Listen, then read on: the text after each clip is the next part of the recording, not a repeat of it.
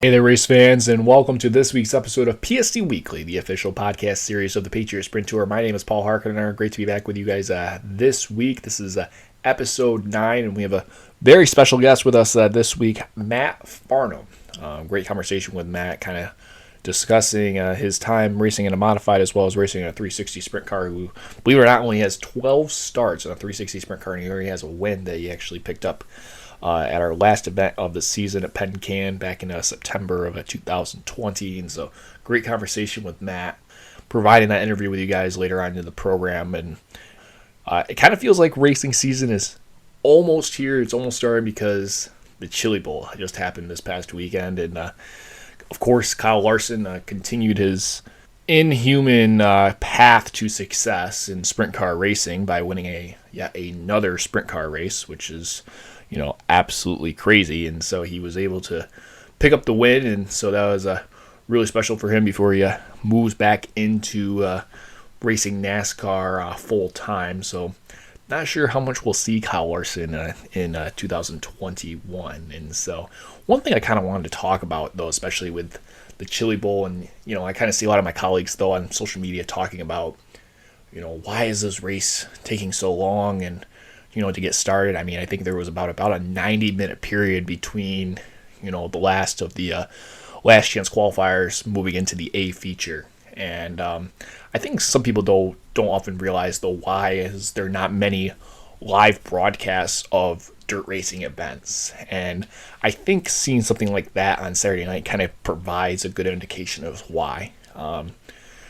These networks, though, whether it's on cable, whether it's NBC Sportsnet or Fox Sports 1 that provides all the NASCAR races, or then even moving into those primary over-the-air broadcast stations like NBC and Fox that provide, the NASCAR races, is that, they are allotted a time, probably between 2 o'clock to 6 o'clock, where the Chili Bowl is kind of unpredictable, and why we can do that. And so, while they may have rain delays in NASCAR, that kind of takes a while, though, to get the track ready. We have track prep delays. And so, I think a lot of people don't realize, though, why that may be.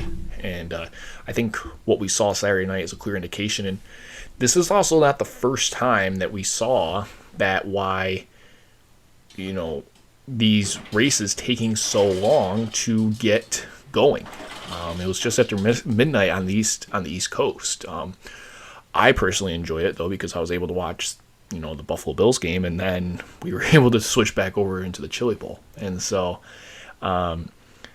you gotta have to also put that into consideration. And I think that's why probably streaming services will be forever the, primary focal point of where racetracks are going to be aiming towards. You're never really going to see those live events on your actual TV station with commercial breaks and whatever.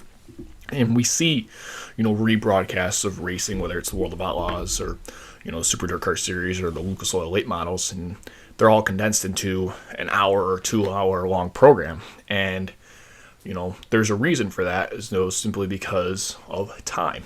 And so, just kind of wanted to put that out there of my thoughts, though, of why we are not seeing more live broadcasts, those in dirt track racing, primarily all over the country.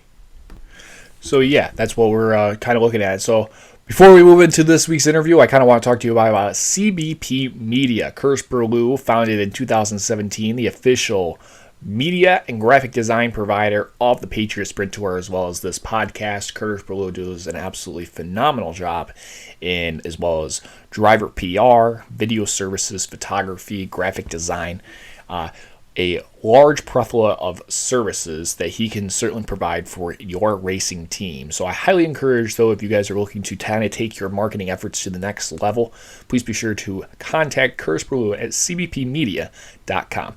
All right, without further ado, let's bring on Matt Farnham. All right, we now welcome on, now entering his third season in 360 sprint car racing, Matt Farnham.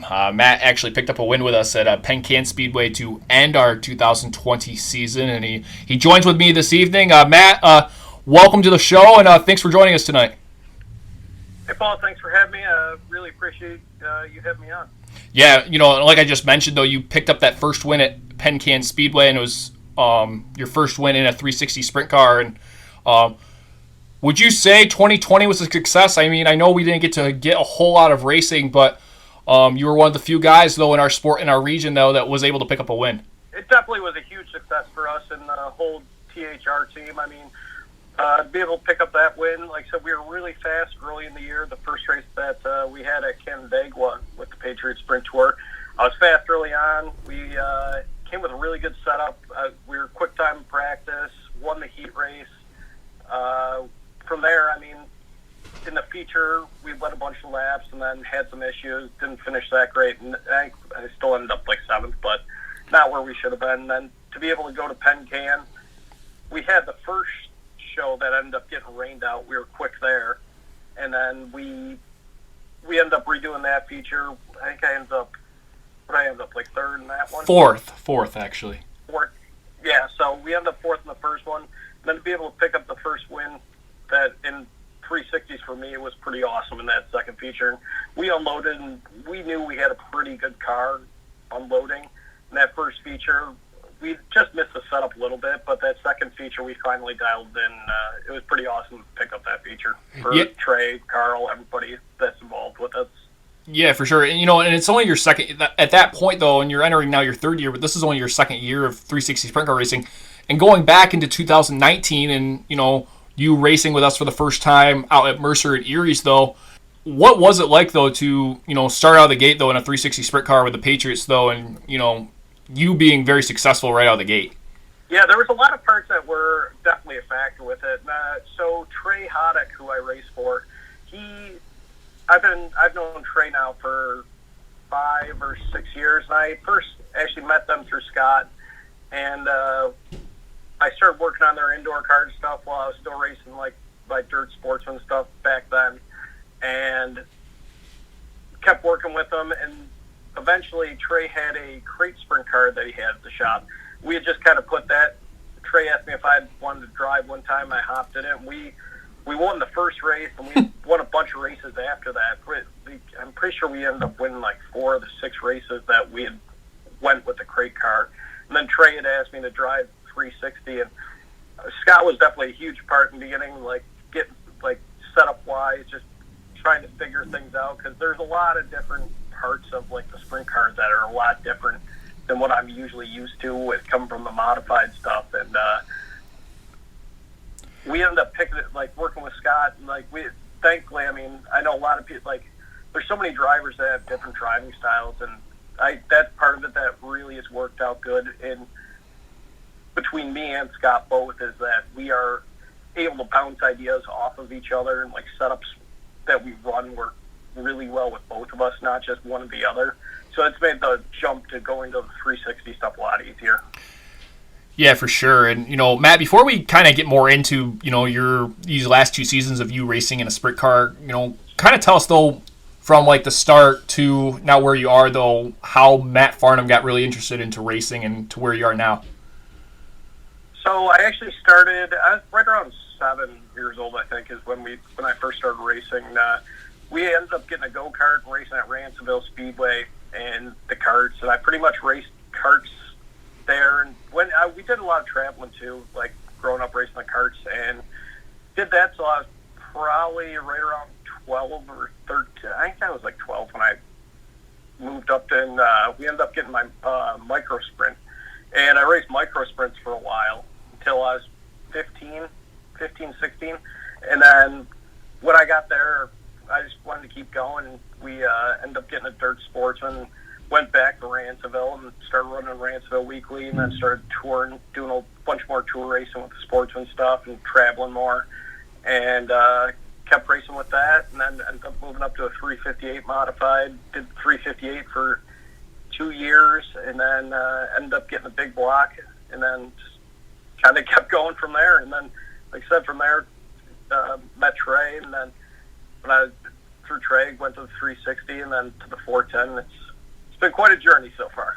What have you enjoyed primarily, though, specifically racing in a sprint car? The thing I probably enjoy most of it, and I mean, it's not just with, I guess the hard part is not just with the sprint car, it's just racing in general is what I enjoy most, is the challenge of figuring it out. So like whether it's between I guess for the sprint car wise, it's just a new challenge for me. Is like I said, I'm always trying, like I'm always thinking, always trying to build on what I know and just trying to figure out how to set cars up differently. And the sprint car definitely provides, like I said, I've been racing the sport, like between a sportsman, a small block modified, and a big block.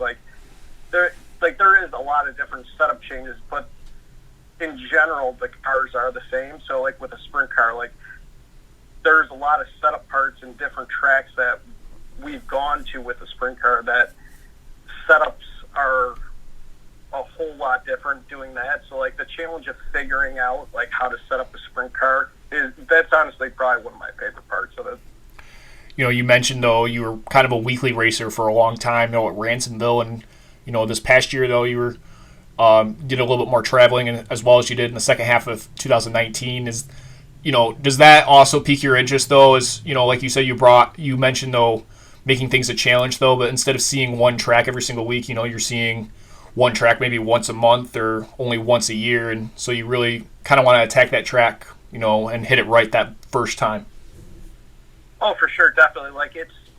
We see, doing a lot of different tracks, I mean, definitely makes you better, being able to set up, cars differently, and, being able to go to a track for the first time and being able to be good out of the box, right off the trailer, and just, your setup's on point, and cars fast, being able to race multiple different tracks definitely helps out in the long run. And like I said, that's another part that, from racing the modifieds to the sprint cars, I learn a lot of different setup stuff between all of them. So if I think something might work, or if I know how a track's gonna be on, Canandaigua with the sprint cars, I ran there weekly with the big block. So when we went there with the sprint car, I kind of knew what the track was gonna be like. So it definitely helped in the long run with doing stuff setting up the sprint car and doing stuff like that. So you would say, though, that racing a modified and how you attack those corners versus racing a sprint car, are they similar, or is it just more of the configuration of the track, though, that it does get slick here, or you have to hit this corner at this angle, and things like that? I guess it all kind of depends. Tracks, I'm pretty sure you've had, I think Jared said that maybe in his interview you did with him. I think Scott has too. New York State tracks are so much different, and I've ran a lot of the tracks up in New York, so going to those tracks now with the 360 when we race with you guys, I kind of know what the track conditions are going to be, so it kind of helps me set up the car in that aspect. When we start getting down to tracks in Pennsylvania, that's where it starts to change quite a bit. One other thing, though, that you were actually able to do this year is also race a 410. I know you guys went to Lernerville a couple times and some other places as well as down south, though. Kind of describe, though, that experience, though, because obviously when you race with a 410, whether it's the All-Stars or World of Outlaws, it's a whole different ball game, my friend, especially compared to racing, us here in the Northeast in the 360. Oh, for sure. The guys that are racing the 410s, especially with whether it's the All-Stars, the World Outlaws, those guys are racing so many races per year. So to be able to go in just kind of even just learn and get laps in the 410. The 410 in general is a lot different than anything I've ever done. Just the power to weight ratio and just the way the car acts, whether it's the aerodynamics of it, just all that different stuff, racing in traffic. It's so much different. And I actually, racing with Trey, we got in everything that went on this past year up in New York, with the COVID stuff, and we raced a lot at Lernerville towards the end of the year. We actually started getting a lot better with the setups at the end. The last race there we ended up leading a bunch of laps, ended up with top 5. And I wish at the end of the year, we had been able to race a World Outlaw race there, learning what we had at the end of the year, because just with how many games we had made. But the 410 is so much different than, you watch videos and stuff, and you think, oh, there's a lot of similarities and all that, but once you're actually in it, the cars react so much different than a 360. So just to be able to learn that and do those things was pretty awesome. Yeah, for sure. But however, though, was there any things, though, that you could take from a 410 that you think benefited your 360 program? Oh, for sure. There's a lot of things looking. So I ended up, the race that we had won at Penn Can with the 360, that was only the second race I had done 360 all year. Pretty much everything else had been a 410 that I had been in all year for sprint car wise. So I had learned from racing with the 410s like so much more, like how the cars handle, and it made a huge difference in just how much faster the 410s are and the reaction times that you have to have.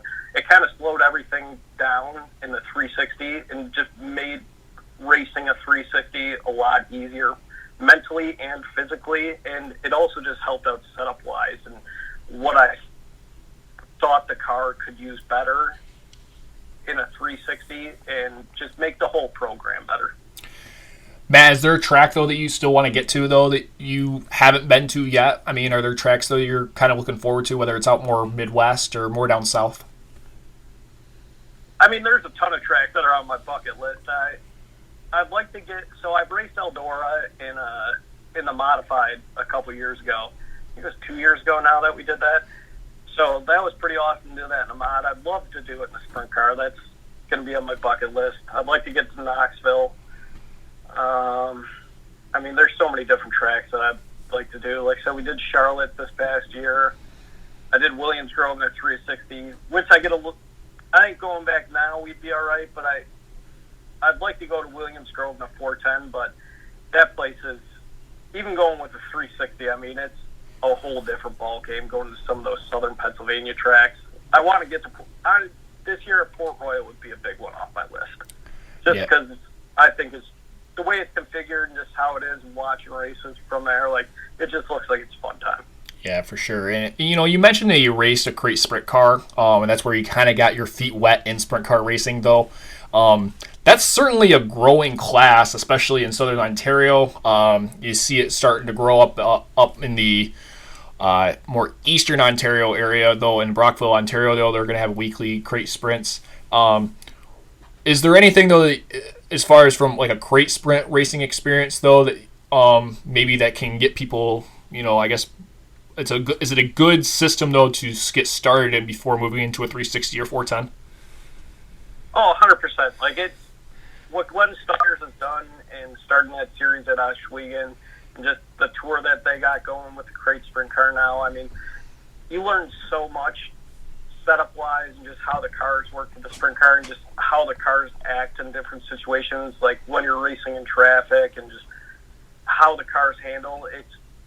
I think there's going to be a lot. I mean, their car counts have shown, like, how many guys are running now compared to when they started, and it's a great starter class for getting going and just learning stuff, and hopefully it's just going to help build sprint car racing in the Northeast and New York State and Canada and just all that, like, all around, just make sprint car racing a lot more prominent up in our area. For sure. And, you know, and it seems like the fans, though, it seems like wherever we went to, especially in a sprint car race, you know, we went to Penn Can, and I know we didn't have any fans at Land of Legends, though, but, I mean, from your experience, though, it seems like we're a modified-driven region. However, when we do get the opportunity to see sprint cars on a racetrack in New York, though, it seems like the fans really do come out and support it.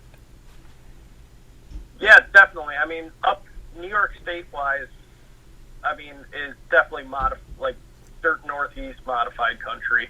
And, I mean, slowly, I mean, between Patriot Sprint Tour, the ESS Tour, like, it's helped grow sprint car racing up our area. And the fan-wise, I mean, whether it's Weedsport, Ransomville, Canandaigua, fans always, in a normal year, fans definitely always come out to see the sprint cars, which is awesome.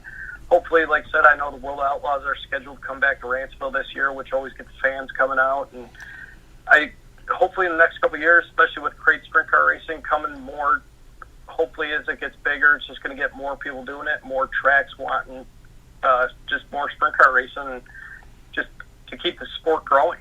Yeah. What is it, though? You know, you mentioned tours, though, Matt, you know, ESS and the Patriot Sprint Tour. However, Outlaw Speedway, though, they're going to be now a Friday Night Weekly track, which they actually used to be in 2004, though. You raced at Oswego weekly, primarily in a sprint car, at least Scott did. What benefits do you think that provides, though, for not only just the racers, though, but maybe seeing the same track every single week? Is there any benefit to that? I mean, I haven't raced I mean, the closest thing I've honestly probably raced a weekly in a sprint car would be Lernerville. I think, like, I've only raced Oshwegan a handful of times, but Scott's raced there weekly, which helps towards me when I went up there. Is I just had him to bounce ideas off setup-wise. So I definitely think racing weekly somewhere, you learn a lot racing at that same place every single week. You can try multiple setups. Like, one week you try something. If it works, you write it down in your notebook. If it doesn't work, same thing, you write it down. That's just something that's not, you're not going to try in the future. So that way you just keep building up all that information. And that's, like, I mean, we said at the beginning, like, that's the part where I like the most is just in racing in general, is just building that notebook and just figuring out what is and what's not going to work. Yeah, for sure. And, like you said, the last 2 years, though, you've raced in a sprint car with Trey Hoddick, and kind of describe that relationship with him, and then as well as the plethora of support that he also brings, with your crew and whatnot, though. But I'm sure it definitely helps, though, when you got into sprint car racing, though, kind of having Trey, though, as a supporter, and then also having Scott Kruder and his crew with you, though, to kind of lead you along the way, though, to kind of get you, the successful 2 seasons that you've had so far. Yeah, racing with Trey's awesome. And it's not just Trey. Like, Trey's a big part of it, and then also Carl Hare. He's a huge, huge part of it, too. And just, we have a very good relationship in the fact that we just all work really well together. Trey, a lot of times, we always joke around, like, he's just, like, I'm just as crazy as all of them, and we always are trying to bounce ideas off each other. Like, doesn't matter what it is. Like, if we think it might work, or if it's not going to work, like, we're always thinking, and between us all, like, we all just love racing in general. Whether it's my crew that works on my dirt mod, like, we've always been together for a long time.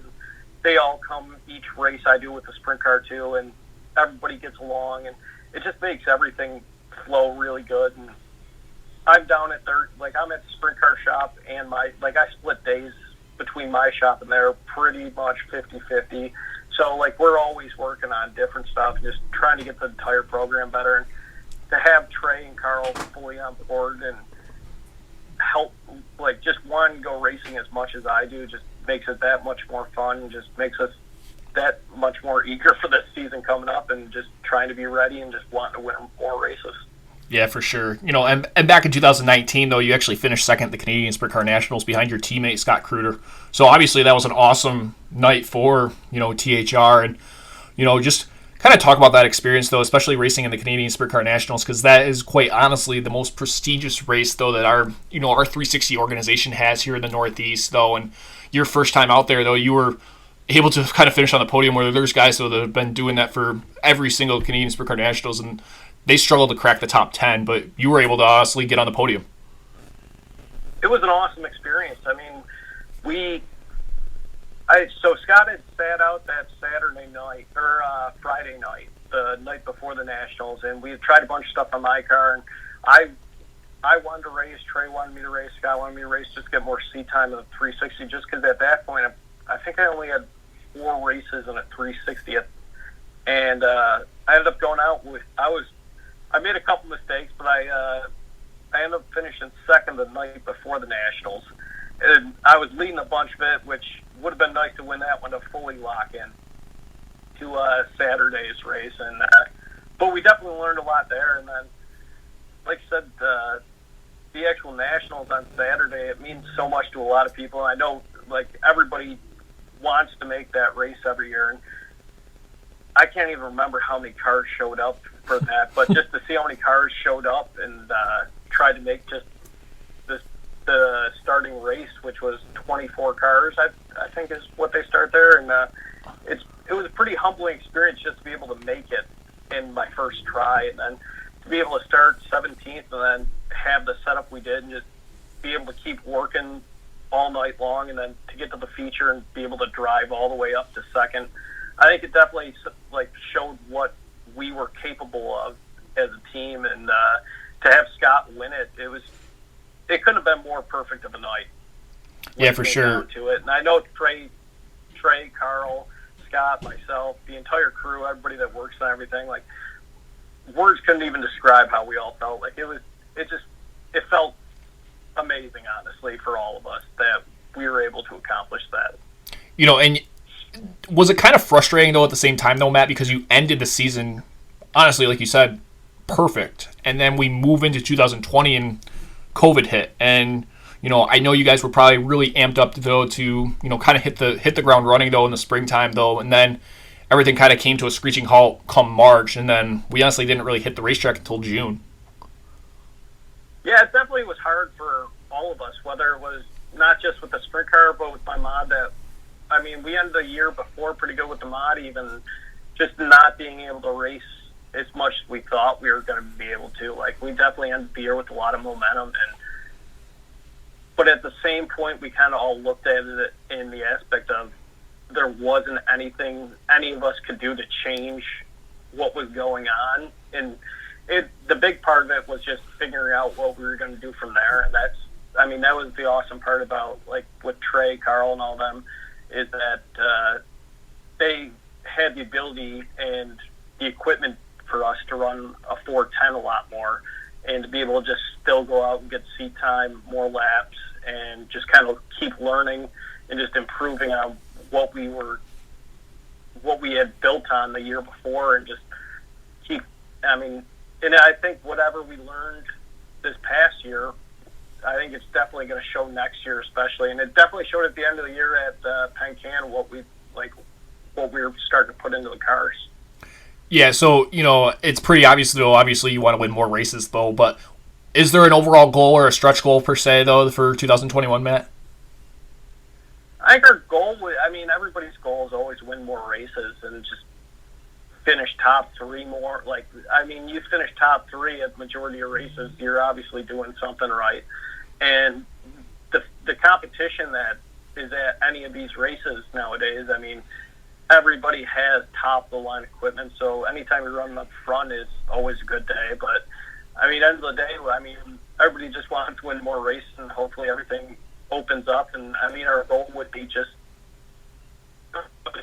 tracks open up and we can start running them. Just keep. I still don't eat. Like, in the 360, I probably only had 10 to 12 races in a 360 in my entire career, and the 410 I probably have almost the same now. So my expectations, I think, are a little bit higher than most people's would be at this point, but I think we could go out and win a majority of the races that we enter now.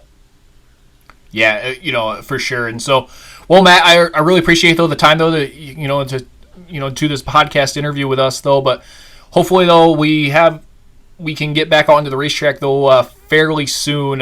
Hopefully as soon as possible, but as well as in a safe nature though in the month of April. All right, I appreciate you having me on. Hopefully we can see you sometime soon this upcoming year. All right, thank you a lot. Thanks again, Matt. Yep, have a good one. Really good interview with Matt, kind of talking about his progression of working primarily first in a modified and then kind of supporting his racing time in a 360 sprint car, and kind of seeing how successful he has been. And it certainly does help though that he's had a great mentor and Scott Kruder, who of course won a championship with us back in 2012, and seeing his progression though carry over so quickly has been quite honestly astonishing. He was by far the fastest car at Atlanta Legends when we first started, and then obviously had some parts failure and had to fall back to 7th that night, and then seeing him race with us at Penn Can and finishing 4th in the first feature, and then quite honestly dominating the second feature. And so really good interview with Matt, and kind of seeing what year 3 can bring to him, and also seeing him kind of hopefully representing more so the New York region and also 410 sprint car racing, with hopefully him seeing more shows with the All-Stars and World of Outlaws. And so really good interview, though, that we were very happy to get on. And before we end tonight's show, though, obviously want to talk to you guys about Mike Emhoff Motorsports. Mike Emhoff Motorsports, the official parts supplier of the Patriot Sprint Tour once again in 2021. His parts trailer is at every single sprint car event that's sanctioned by the Patriot Sprint Tour, as well as a lot more. And he services any type of sprint car, from 305 sprint cars to micro sprints to 360 sprint cars, and even all the way up to the 410s. Mike Emhoff will have a part for you. Be sure to like Mike Emhoff Motorsports on Facebook and visit MikeEmhoff.com. Be sure to subscribe to PST Weekly on Spotify and Apple Podcasts for up-to-date podcast release dates. Every week we will be releasing a brand new podcast with relatable topics as well as driver interviews. You will not want to miss out on any of the action on PST Weekly, the official podcast series of the Patriot Sprint Tour. My name is Paul Harkiner, ladies and gentlemen. Have a great week, and we'll see you again next time.